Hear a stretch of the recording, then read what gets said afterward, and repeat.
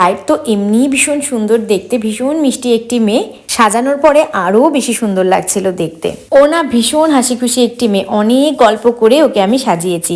তো যাই হোক, পুচকির এখানে ক্রিম্পিং করতে করতে আমার কিন্তু অলমোস্ট মেকআপ ডান হয়ে গেছে। আর আজকে আমি লিপস্টিক শেডটা আমাকে অনেকে জিজ্ঞেস করেছে ইনবক্সে, আমি বলতে পারবো না, তার কারণ আমি মিক্স করে লিপস্টিকটা লাগিয়েছি। আর এই যে ওর বেসটা দেখতে পাচ্ছ, ওর কিন্তু আজকেও ওয়াটারপ্রুফ মেকআপই ছিল। কিন্তু তোমরা আবার বলবে যে দিদি তুমি আগের দিন বললে ওয়াটারপ্রুফ মেকআপ কিন্তু বেশি গ্লসি হয় না, তাহলে আজকে কেন গ্লসি লাগছে? এটা আমি একদম আমার একটা টেকনিক খাটিয়ে আমি এই গ্লসটা করেছি। তো তোমরা যদি এই টেকনিকটা শিখতে চাও, আরও অনেক অনেক টেকনিক শিখতে চাও, আমার কিন্তু 20 দিনের ক্লাসে তোমরা জয়েন করতে পারো। সেটা শুরু হচ্ছে 15ই মে থেকে। এবার আমি ওর হেয়ারটা নিয়ে বসেছি, অনেকটা টাইম, প্রায় 1 ঘন্টা লেগেছে আমার হেয়ারটা করতে। কারণ তোমরা সবাই জানো যে ওর হেয়ারটা কত বড়, দেখতেই পারছো লেংথটা।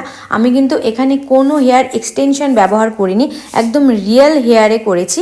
তোমরা জানিও যে তোমাদের এই হেয়ার স্টাইলটা কেমন লাগলো। আমি ভেবেছিলাম অন্যরকম করব, কিন্তু ফুলটা ওরা পায়নি বলে আমি আমার থিঙ্কিংটা চেঞ্জ করে এই হেয়ার স্টাইলটা করলাম। আমি আগেও বলেছি যে যাদের অনেকটা লেংথ থাকে হেয়ারে, তাদের হেয়ার এক্সটেনশন কোনোভাবেই দরকার পড়ে না। এক্সটেনশনটা আমি তাদের ক্ষেত্রেই সাজেস্ট করি যাদের অনেকটা ছোট চুল আর তারা ওপেন হেয়ার রাখতে চায়, শুধুমাত্র তাদের জন্য।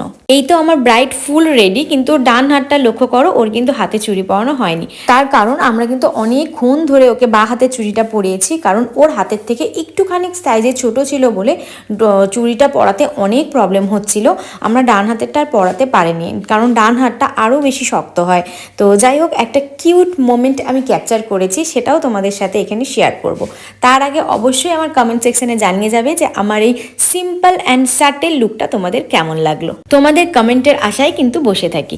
এই যে সেই কিউট মোমেন্টটা, মুস্কানের শ্বশুর মুস্কানকে খুব আদর করে সুন্দর করে কিন্তু চুড়িটা পরিয়ে দিয়েছে।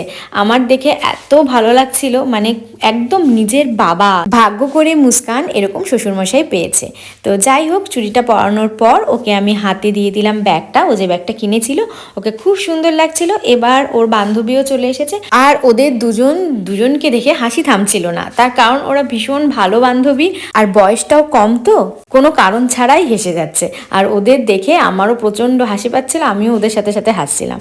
তো যাই হোক, ওকে জিজ্ঞেস করলাম যে কেমন লাগলো। ও বলছে দিদি খুব সুন্দর হয়েছে, আর এই মেয়েটিও ভীষণ মিষ্টি একটি মেয়ে। আর ওদের বাড়িতে আসার পর অনেকেই আমাকে বলেছে দিদি তোমার ব্লগ দেখি, তোমার ভিডিও দেখি, তোমার সব ফটোস দেখি, কিন্তু সামনাসামনি কোনোদিনও দেখা হয়নি। আজকে দেখা হয়ে গেল।